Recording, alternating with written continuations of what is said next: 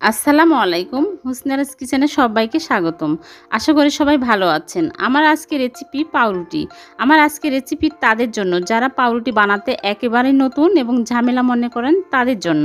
আমি পাউরুটি বানানোর খুবই সহজ একটি পদ্ধতি দেখাবো। এই পদ্ধতি পুরোটা দেখলে যে কেউ পারফেক্ট পাউরুটি বানাতে পারবেন। আর আমার রেসিপি ভালো লাগলে প্লিজ আমার চ্যানেলটিকে সাবস্ক্রাইব করে পাশে থাকা বেল আইকন প্রেস করে অল করে দিবেন। তাহলে চলুন শুরু করি। বানানোর জন্য প্রথমে আমি একটা মিক্সিং বোলে নিয়ে নিয়েছি ময়দা 2 কাপ, আর দিয়ে দিচ্ছি স্বাদ মতো লবণ, আর নিয়েছি 1 টিস্পুন ইস্ট।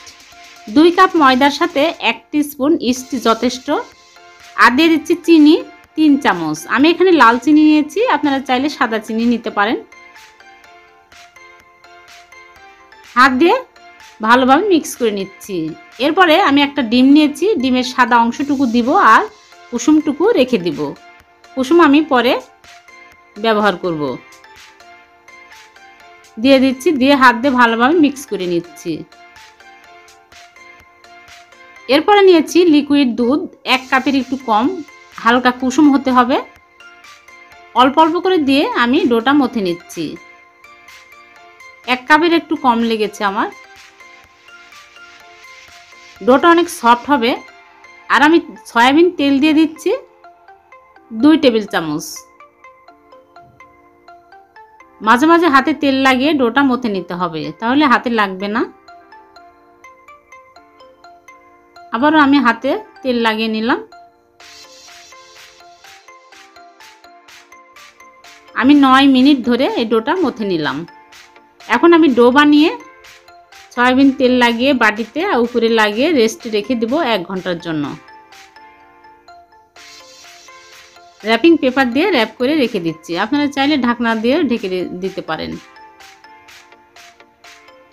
1 ঘন্টা পর আমি ফিরে আসব।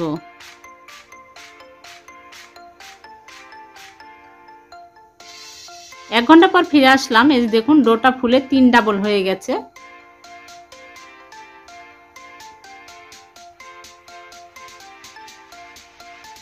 এখন আমি হাত দিয়ে বাতাস বের করে দিচ্ছি।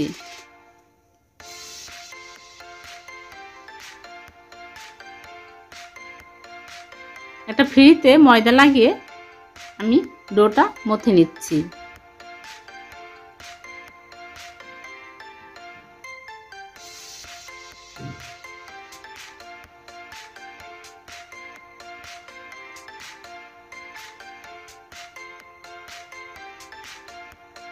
মথে না হয়ে গেলে গোল করে বল বানিয়ে আমি রুটির মতো বেলে নিব।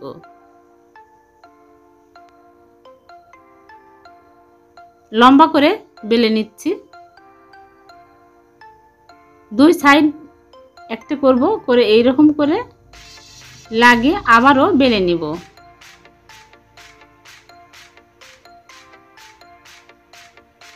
আপনারা দেখলেই বুঝতে পারবেন এই পাউরুটি বানানো খুবই সোজা। যে কেউ এই পাউরুটি দেখলেই বানাতে পারবেন। এরকম করে রোল করে নিচ্ছি। এখন আমি কেকের মোল্ডে বেক করব, এজন্য আমি নিচে একটু তেল ব্রাশ করে নিয়েছি, দিয়ে দিলাম। এখন আমি র্যাপিং পেপার দিয়ে র্যাপ করে রেখে দিব আধা ঘন্টার জন্য। আধা ঘন্টা পর আমি ফিরে আসলাম। এই যে দেখুন কতটা ফুলে গেছে।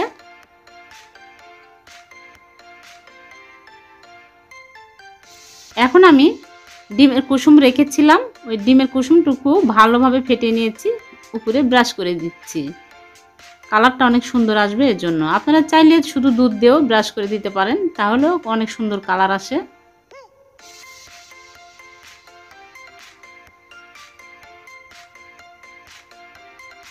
আর উপরে আমি সাদা তিল দিয়ে দিচ্ছি। আপনারা চাইলে কালো জিরাও দিতে পারেন। এখন আমি চুলায় বেক করব, এজন্য চুলায় আগে থেকে একটা সিলভারের পাত্র বসিয়ে দিয়েছি, আর দিয়েছি একটা সিরামিকের প্লেট। এই প্লেট ভাঙবে না, ফাটবে না, কিছুই হবে না। এর উপরে আমি বসিয়ে দিচ্ছি।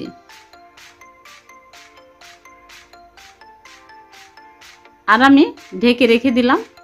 20 মিনিট পর ফিরে আসবো। চুলাটা একদম লো হিটে রেখেছি। সিলভারের পাত্র হতে হবে আর সিলভারের ঢাকনা হতে হবে, তাহলে এত সুন্দর কালার আসবে। দেখুন আমি ফিরে আসলাম 20 মিনিট পর, কত সুন্দর কালার এসেছে। এখন আমি তেল ব্রাশ করে দিচ্ছি উপরে। আপনারা একবার হলেও বাসায় ট্রাই করবেন। চুলায় যে এত সুন্দর কালার আসে, আপনারা না বানালে বুঝতে পারবেন না। দেখুন কতটা সুন্দর হয়েছে, সফট হয়েছে। এখন আমি আপনাদেরকে কেটে দেখাচ্ছি কতটা সফট হয়েছে ভিতরে। দেখুন, আজ এ পর্যন্ত। আমার রেসিপি ভালো লাগলে ফ্রেন্ডস এবং ফ্যামিলির সাথে শেয়ার করবেন। আর এইরকম নতুন নতুন ভিডিও পেতে আমার চ্যানেলটিকে সাবস্ক্রাইব করবেন। ভালো থাকবেন, সুস্থ থাকবেন। আল্লাহ হাফেজ।